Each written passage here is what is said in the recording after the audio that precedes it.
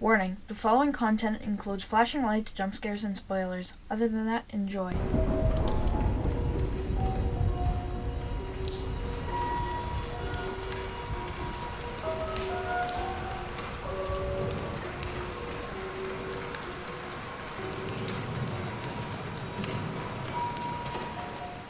There you go, little guy. Welcome to Bendy and the Ink Machine, a world full of ink creatures and weird designs that have all been created by one man, Joey Drew. And today, I'm going to be rating it using 3 methods.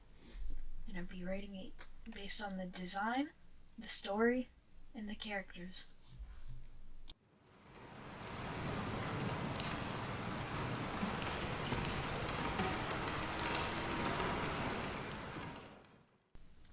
Overall, this is a very solid chapter, having a new art design that hasn't been seen in the Bendy games, with actual color, which is pretty cool. You start off in Audrey's office, and you make your way to the elevator because you want some coffee. Once you get to the elevator, you meet someone named Wilson, who brings you down to the ink machine. You then go scavenging for parts, like Bendy and the Ink Machine 1, but this time, he turns on the machine and you get swallowed by a puddle of ink. You then go into the ink machine world and start going around, eventually reaching Heavenly Toys, where the journey begins into Chapter 1. Who put this here? This part is pretty creepy, having you go back to get your keys once you've already gone through the whole office building. It adds an extra effect with all the jump scares that pop in, like the Bendy cardboard cutout that gets there after you've already gone to the door. There are also lightning bolts that flash in the background, making loud cracks that you can hear vividly, that create a jump scare effect that you wouldn't expect. Things pop out of nowhere, sounds come from places that they're not supposed to be, and you just walk through not knowing what you're gonna find. Hello? Is someone And there? I think that's pretty cool. That creates a cool effect for me.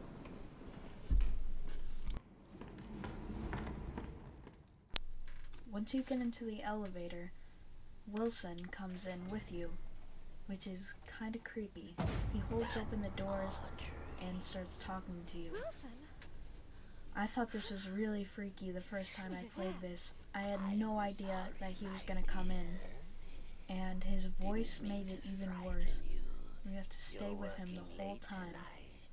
I thought he was really creepy, and I just wanted to get out of that elevator, and when it stopped, I started worrying. That's probably when it all went downhill. Of course not. Thank you, Audrey. You look like you could use a little company. Once you get out of the elevator, you walk through the museum to see all the things that you found in the last game. It's pretty cool, and eventually you reach the ink machine, where Wilson tells you that you have to find the parts and put together the ink machine.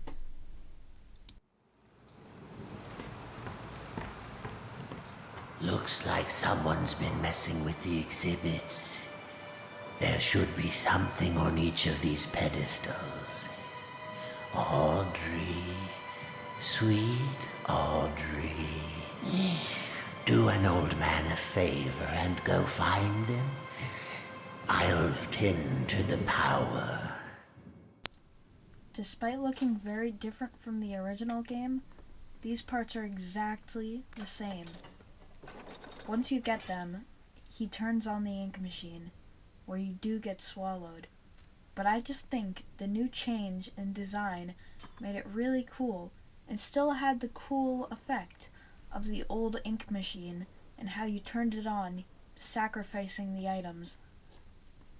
I was confused the first time, and I'm still confused on how it works, but it does, so I'm not complaining.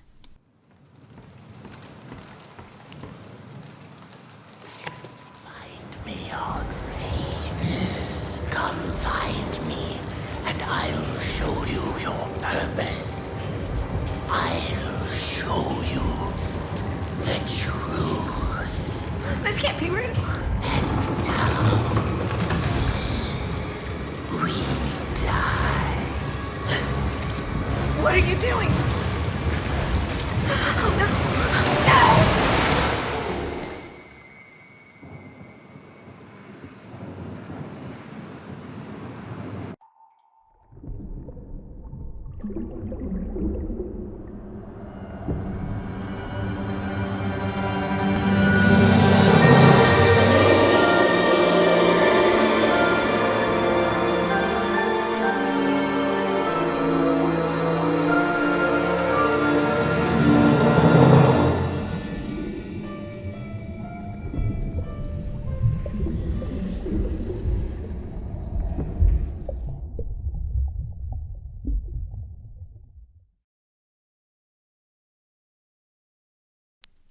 That part right there was my favorite part of the pre-chapter.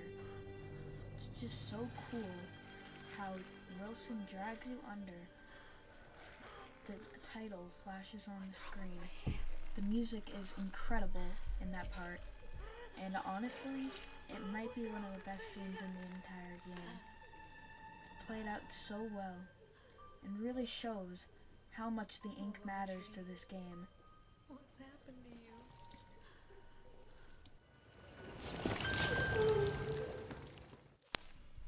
Another cool thing this chapter introduces is the written memos. These can either be to other people in the studio that used to be real, written to people in the studio of the ink realm, and just as a way to talk to anybody who would find it later on. I think this is a really cool touch to the game, and shows that it's not all audio in this game that adds the effect of other people in the studio. It can also be written down.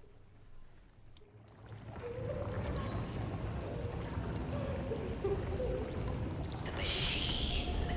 This is Wilson, your friend, your protector. For 211 While you walk through days, the hallway, you've lived Wilson without talks on the even haunting loudspeaker, your steps. talking to the children of the machine, which I assume means everyone in the ink realm that has been made inky Just a by little the machine. favor. Among you, He talks saying that there's been someone who has gotten into the ink realm, and so he tells everyone that if they find them, to bring them to Wilson. Another cool mechanic they added to this game was climbing. Instead of just going upstairs to go up, you can also climb up to get to a higher level of elevation.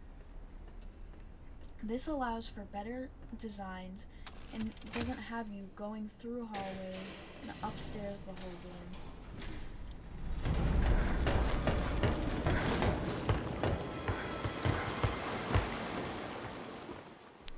Once you get to Heavenly Toys, you try to pull the switch, but it doesn't quite work.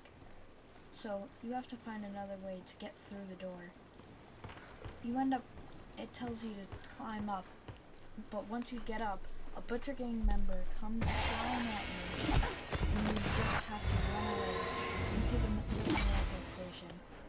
Once you get there, it tries to get you through and get to you, but luckily, Alice and Angel comes to your rescue.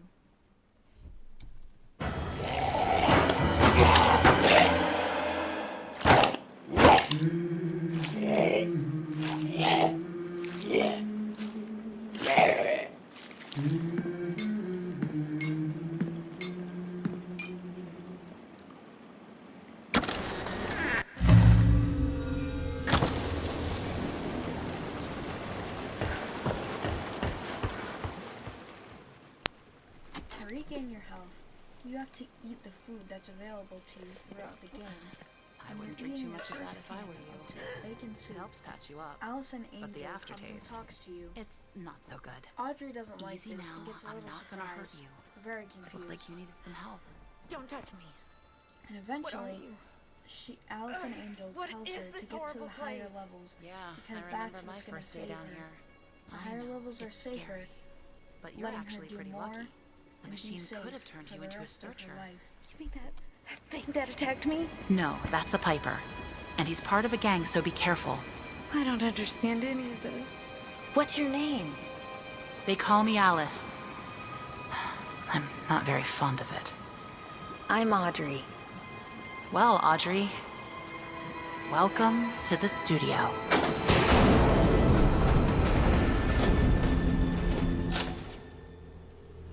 And just like that, chapter 1 begins. Overall, I'd say this is a really good chapter, but using my 3 methods, I'll rate it. To begin, we've got the design. This is probably the best level for design. First, you've got the office building, which is in color and has everything. You see the colored bendy, you see all of the different objects that you'd see in the ink world, except colored. I'd say that they knocked it out of the park with this one, and I hope to see more of that art style used in future bendy games. Also, later on, when it goes into the ink machine, the new style that they used to make the different parts of the game is insane. It's such a good start to the game, where it shows you the different objects that they used this time to make it. The lockers are different, there are mirrors, and the cardboard cutouts are different. Everything about it is different, and it's not in a bad way. It's like an upgraded version.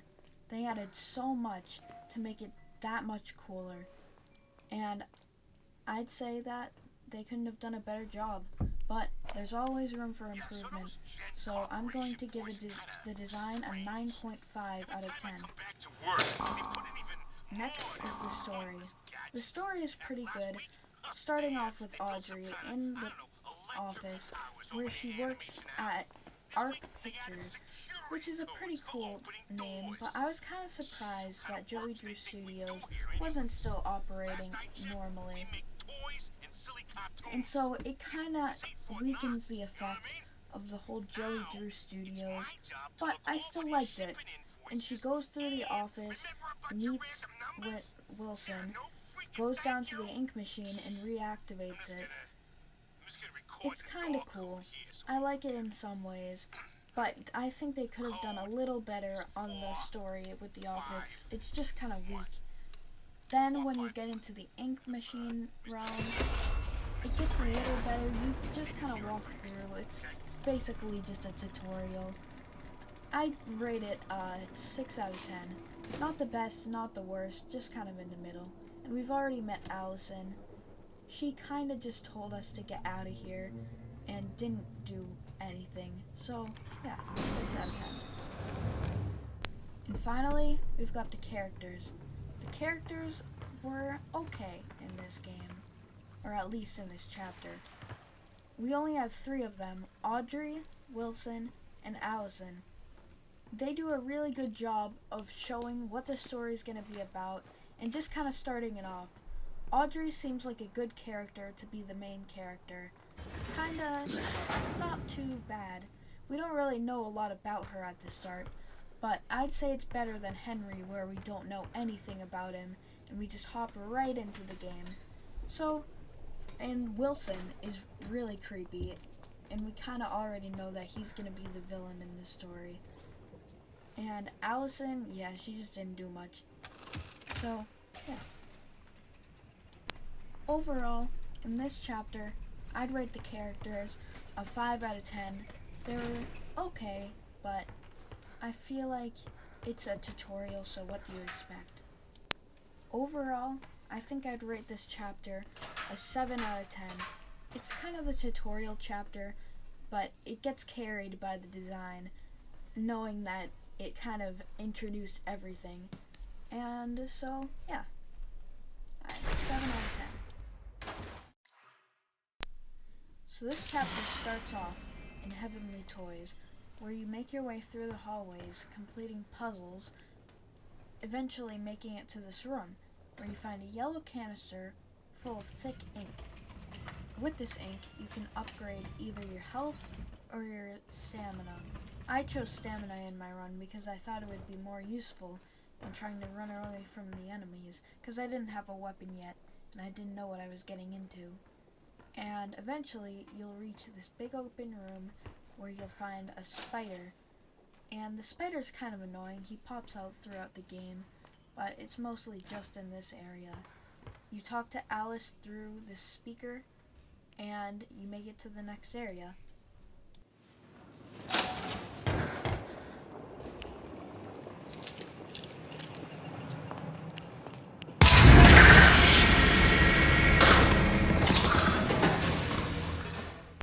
That's a nice little jump scare, but you end up going through these halls just trying to find out what you're supposed to do next. It took a while for me to find the speaker where I'm supposed to talk to Allison, but eventually I got to it.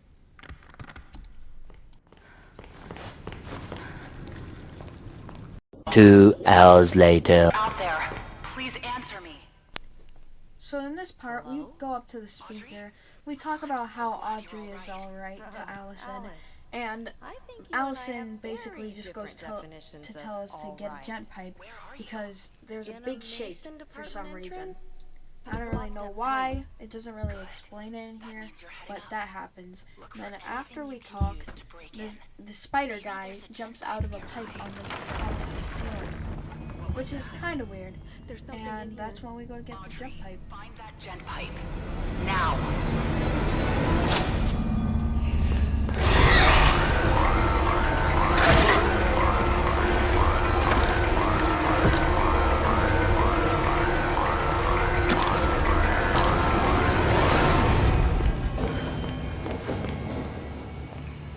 Oh no.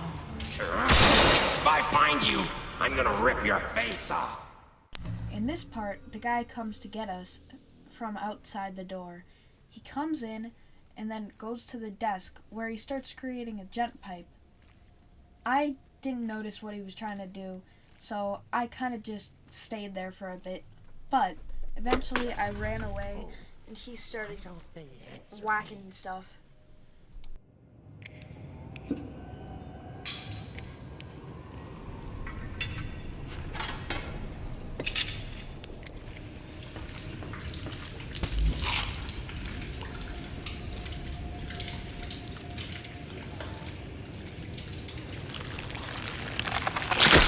At least now I can defend myself. Eventually, you'll make your way into the atrium and go get the gent pipe. The gent pipe is very useful, allowing you to kill all of the ink monsters. I'm gonna rip you apart! The gent pipe also has many uses besides this. Eventually, you'll find upgrade stations, which allows you to get 2 upgrades. One lets you hit harder so you can open doors that you wouldn't normally be able to go into. And the other is an energized hit, which lets you open doors through electrical currents, which is pretty cool. You need it a lot throughout the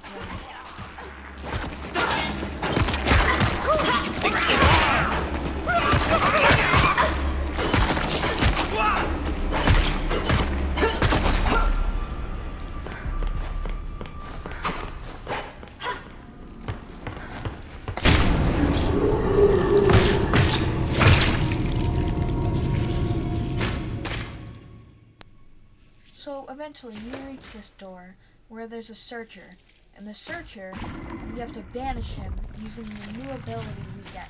The banish allows you to take them down with one hit, but you have to be crouched and they can't detect you. So eventually you'll be able to do it, and when you do it, you also regain your health.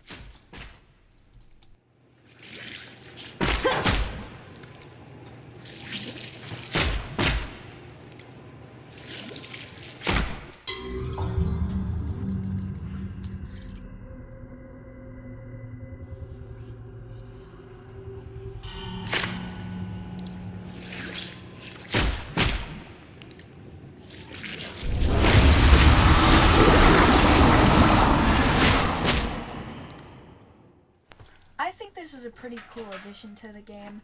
The whole idea of powers in a bendy game, I didn't expect it, but it works really well knowing that Audrey is special and something's up about her that doesn't quite add up, and you learn about it throughout the game, and I think this is a really good way of foreshadowing how different she is compared to everyone else. She has this power that can literally banish someone to the ink realm, and I just think that's really cool, and adds another mechanic to the game that they didn't really need to add, but they did, and it makes it more fun.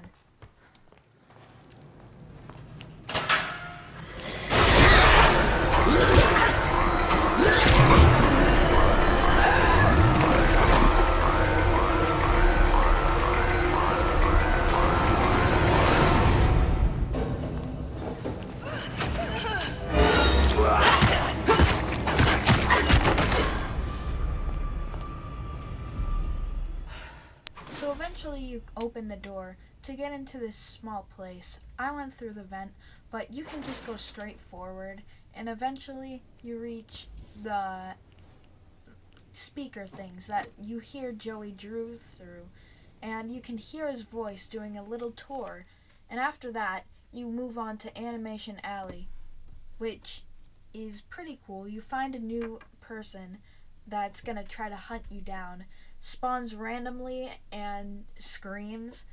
It's kind of scary. Here's where the magic is made. I'm Joey Drew, and our story begins quite literally in one of our many writers' rooms, just like this one. That seeing is believing, but I think the fine folks down in the audio department might disagree. Once a cartoon's animation is finished, it's ready for all the sound to be added.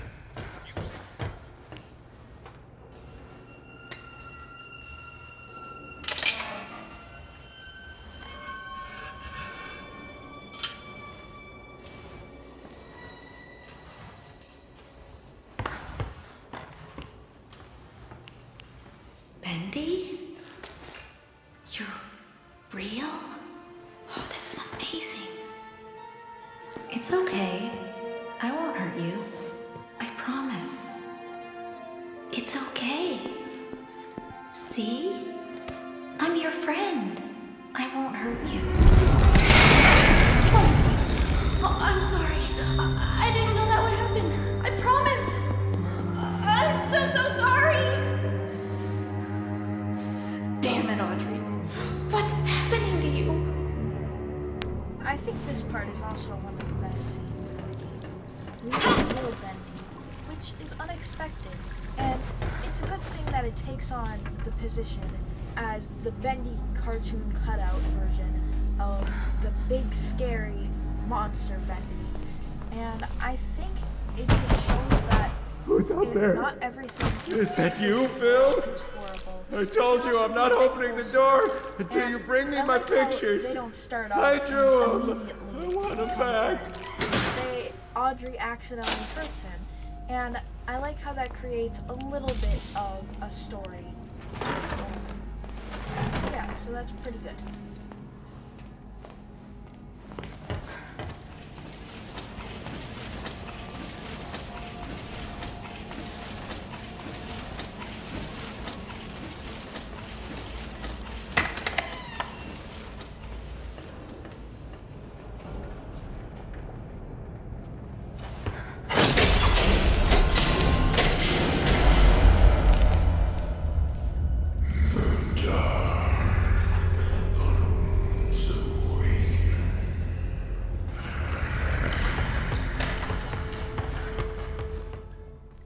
Personally, I really like Bendy's voice in this game, or the Ink Demon's voice in this game. It really shows how much ink is included with the Ink Demon, and the voice is kind of all clogged up with mucus. Well, it's supposed to be ink, but it sounds like it's just clogged with mucus. And I feel like that adds a really cool effect to the game, and adds to the whole Ink Demon persona. And I think that really helps push along the ideas that happen.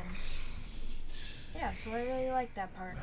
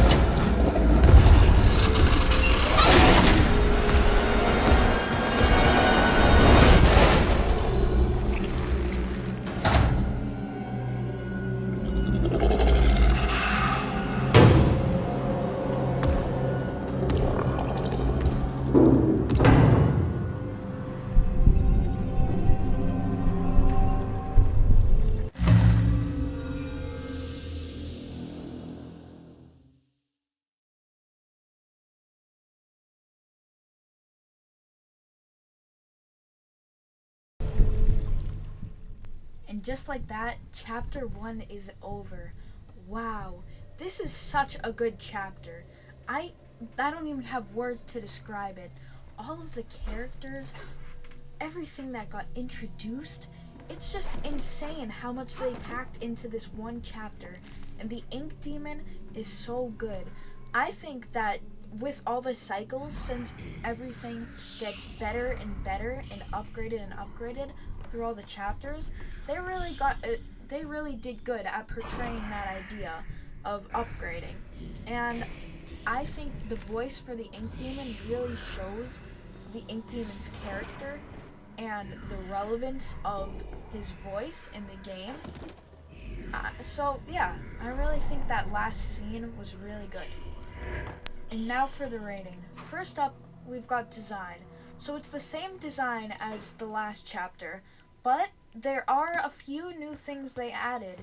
They added a lot of more objects, a lot more wall textures that they used, a lot more items, a lot more of the character designs. I think that it's really good. I really liked the Ink Demon's design and how it took more of the Ink Demon monster version than the Ink Demon human version. Not the human version, but the more human-like stature version. I think they did really good on that. And the cardboard cutouts are good. It's all pretty good. They've got new vents that are pretty cool, that have the air and all the batteries, the ink canister, the yellow thick ink canister. I think it's really good, and they did a really good job. They knocked it out of the park like the first chapter, but I'm going to give it a... Some was a little bit weak. I think they could have added a bit more or changed a texture or two. It was just mostly the same. So for that, I'm going to give it an 8. Now on to the story. The story is pretty good. As I said, it really adds to the idea that with each cycle, the characters get upgraded and buffed. And I could really tell the difference between Allison, between the Ink Demon, between all of the walking characters, that they talked this time. Every single character talked, except for the spider guy and the butcher gang, of course, which I really liked those. They were definitely different. And so I think I'm gonna have to give this a 7 out of 10, because the story keeps adding and building up and building up. I don't think it's at its full potential at chapter 1 right now. It just kind of adds on to what it did in chapter 0, but besides from that, there's really not much that was added. I think chapter 2 would be better in terms of story than this chapter. Now for the characters. The characters were insane in this. So, first off, we've got Audrey again. Audrey is still pretty confused. So, she didn't really add on to what she did, but it was okay. She was kind of just the same, confused. Why am I here? So she was okay. Second, we've got the Little Ink Man. Little Ink Man Bendy was really cute, and I like how he kind of actually accepted Audrey as a friend at the start, but then when he got hurt, he ran away. So I'd say he was a really good character to add, and they build it up later on, but since we didn't really learn much about him, he was okay. Next up, we've got the Ink Demon himself. The Ink Demon really showed his motives and his personality in this game. Last game, we didn't really know much about him. He was just a guy that chased you around for no reason. We didn't really know what his deal was, but now we know a little bit more about him, and he just wants the ink to prevail, or whatever he wants. So I think his character is really good. A really good job on that. And next up, we've got the Walkers. The Walkers were good personalities. We don't really know a lot about them because there are a lot of them, so we don't really get to know them as individuals, but I like how they talk, and they kind of do have different personalities, the way that they speak to you. They're always angry though, so they're good. They're pretty good. And last but not least, we've got Allison. She's still just so boring and does nothing to add to the story. So I'm just going to give her not much. And in terms of the characters, I'm going to give this chapter an 8. And finally, for the overall chapter, I give it an 8.5. They added a few cool mechanics, and walking around the studio is just so cool. They added so many different things like the barrels. It just adds a lot of effects that I missed in the first game that is shown here. That being said, some of the nostalgia was lost. Everything is so different. Even the food part is kind of weird, but I like it in a way. So yeah, an 8.5 for this chapter. Unfortunately, that's going to be it for this video. I'll be sure to post parts 2 and 3 very soon. This took a very long time to edit, and I would really appreciate it if you would like and subscribe. It really means a lot to me, and I've spent so much time editing this and playing the game. But make sure to also check out Bendy and the Dark Revival on Steam. It's a really good game. I really recommend it to people who are just bored at their house thinking of something to do. So yeah, I'll see you in the next one.